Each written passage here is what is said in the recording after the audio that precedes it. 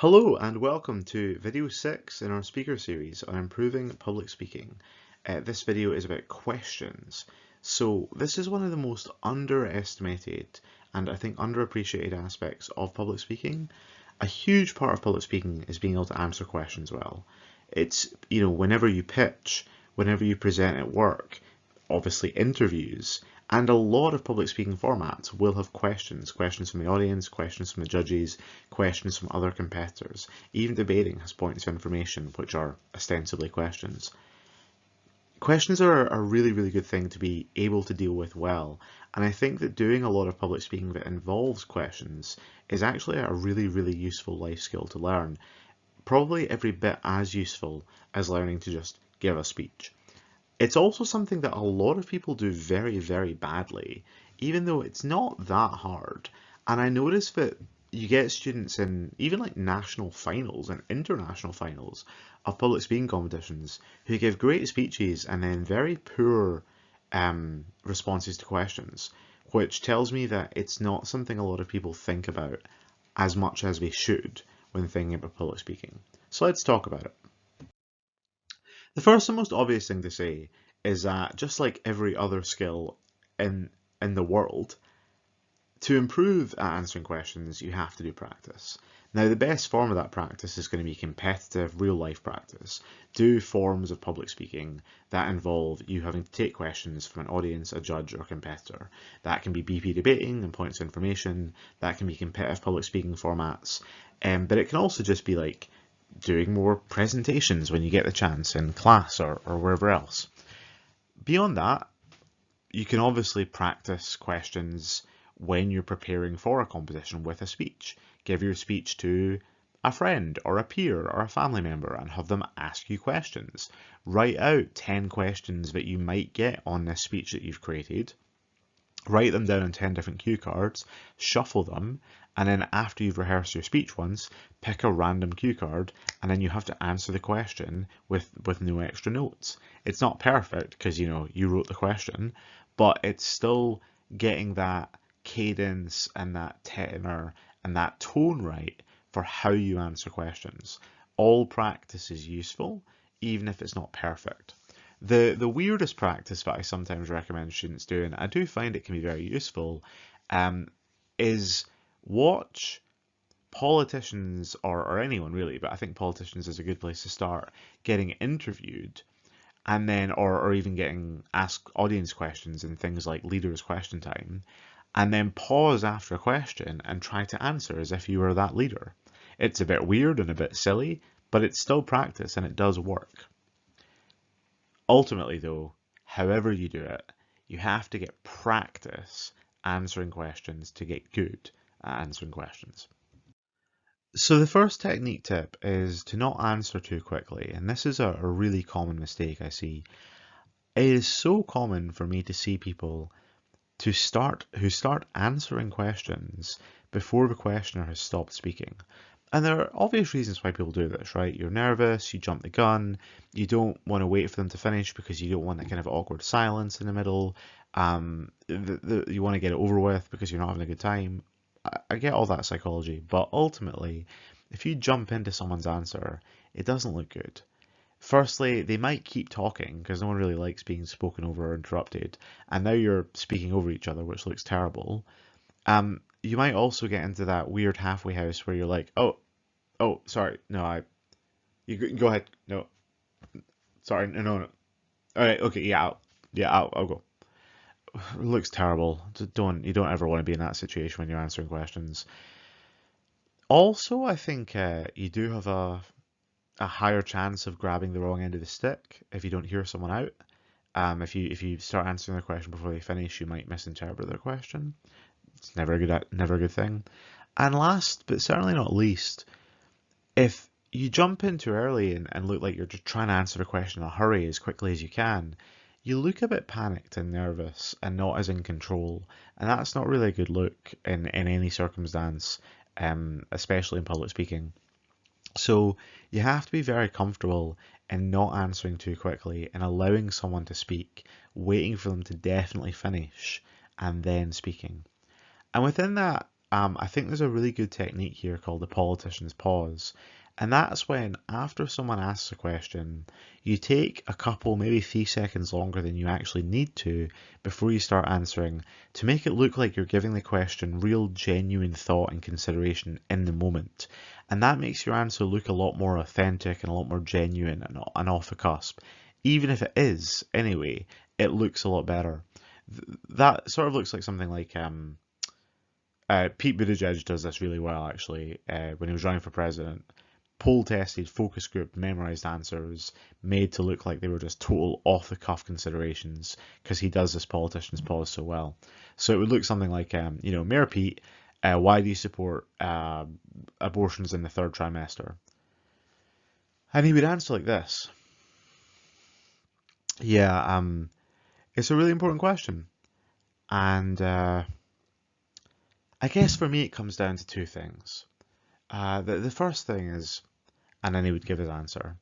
And just that those initial few seconds of not confusion, but consideration and thought really sell the answer as genuine. Try within all your answers when you're taking questions to look enthused and like you're enjoying the experience, or at the very least, not like you're hating life and can't wait to get out of there. I see this as well in interviews and question portions of public speaking competitions. People who look like they just can't wait for this to be over and that they're hating life. And I understand that they are, and not everyone likes getting asked questions in front of hundreds of people. Not everyone likes being interviewed. But you've got to fake that. Interviewers want to feel like you are enjoying talking to them. If they're going to be working with you or inviting you to come study at their university, they want to feel like they would have a good conversation with you and that you're not being forced to talk to them against your will. Audiences will have a much better time if they feel like you're having a good time. No one wants to feel like they're holding you hostage as the speaker. So there's things you can do here, like nod when people are asking questions, try to smile when you're turning around the audience to see who's asking a question. You see them, like look at them and smile, and then nod. Say things like, "Yeah, great question," or "Thanks, that's really interesting." That does go a long way. Just really try not to look like you're in the middle of a dental procedure when you're being asked questions. It's not ideal. Second last one here. Are you a rambler? If so, don't be. A lot of people go on rants, rambles, and tangents when they're asked questions. It's not a good idea. Answers should be succinct and pointed. If you are a rambler, 70% of solving that is just being aware of it. The other 30% is just practicing self-discipline. You have to get used to telling yourself, I'm going to keep this answer short and sweet. I'm not just going to ramble until I have run out of words. Lastly, avoid being rude. Okay, I get that there are famous YouTubers like Ben Shapiro and Christopher Hitchens who are famous for being rude to audiences, but in general, I don't think it's a good idea. Similarly, try to avoid saying things like, as I mentioned before, as I've already said. I think we've had this question already, and I said, it's just not good to be hostile towards the audience. You want the audience on your side. You don't want to alienate them. They're not your enemy, right? So try to be nice and try to give audiences the benefit of the doubt if you're not sure if they are on your side. Now, a big part of answering questions is dealing with bad questions, and this is actually one of my favourite topics in public speaking is dealing with terrible questions. The way to deal with terrible questions is to make them into better questions, vocalize the better version of the question, and then answer that better version of the question. And this goes for all the different types of bad questions. So mini speeches where an audience member sort of gives like a 2-minute rambling story or opinion and then says at the end of it like, so what do you think about that? As if that makes it a question. Or, word salad where it's just incoherent nonsense, or if it's hysterical or angry or just overtly personal, this one thing happened to me this one time and I'm making no even attempt to generalize it, I'm just telling you about my story. If you get any of these sorts of bad questions, the way to do it is to reframe it as a clear question that you can answer. So that would look something like, a person has just given rant about back in their day, kids went home when it was dark. And I would say, yeah, great question. Thanks for that. I think basically what you're asking there is, have we as a society become too overprotective of our kids? And I would say no, I don't think we have, but that it's something we need to be very aware of. And what I mean by that is, and then I would go into my answer.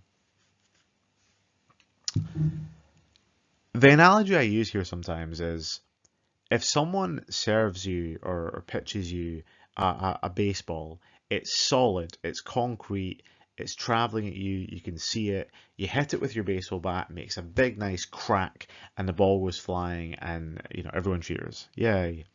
If someone throws a pile of mashed potatoes at you, it's just a mess, and unfortunately if you hit it with your bat, it'll just make an even bigger mess.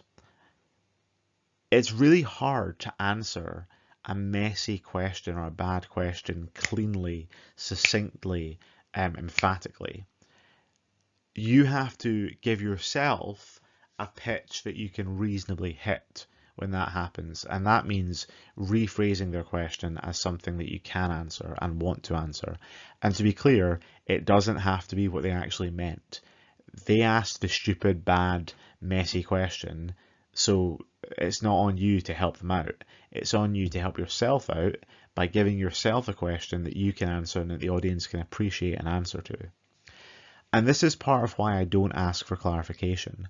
If someone's already given me a messy, incoherent word salad question, I'm not giving them a second opportunity to waste my time and to risk their messy nonsense rubbing off on me. So when I say, so yeah, I think what you meant by that is, are we being overprotective of our kids? Right? I'm not doing that. I'm not getting them to validate, because they might just start talking again and be like, not exactly what I mean, back in my day, we had a fence, and then the fence was... Stop. I'm just telling them what they asked me, and then answering it. I have put in here, give the audience members the benefit of the doubt. I meant by that they're probably not trying to trip you up or deliberately mess with you. They're probably just bad at answering questions. So once again, don't be rude to them, don't be dismissive, but don't follow them into their quicksand of nonsense. And hopefully, based on that last slide, you've got an idea here of how to ask good questions, which is really, really important, because, if you're interviewed, you're often going to have a chance to ask questions at the end. And if you're in a work function and someone's pitching or someone's presenting, it's good to be able to ask salient questions. The biggest part about asking good questions is being a good listener, being an active listener, taking the right notes if it's lengthy, noticing what's really being said, not getting distracted by the thing that's most interesting to you, but being able to focus on what's most important. And then when you ask a question, be succinct, be pointed, be direct, don't ramble, don't go in tangents. Asking good questions and interviewing are skills. I think really hard and really rare skills, but also really valuable skills. Don't sleep on them. So I hope that was useful. Answering questions, I think, is a really fun part of public speaking. I genuinely really, really enjoy it. I also enjoy being interviewed. But I accept that they're not fun for everyone. So hopefully some of the advice today was useful for the next time you do it.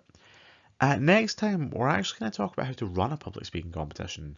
And this is sort of more of a teacher video, or the next one will be. But it also comes in speaker series, so collab. Yeah, next time I'm going to look at a formula of competition that I run fairly regularly, and why I think it's good and how it's adaptable, and it may be very useful for your school or your society or whatever's going on there. Until then, if there's anything you want to ask about this video, if you have questions about questions, please do post them below. I'll try and get back to you. And if there's any videos you'd like us to make in the future, please also post them below. We will consider it if we have anything worthwhile to say on the topic. All right, until next time, thanks so much.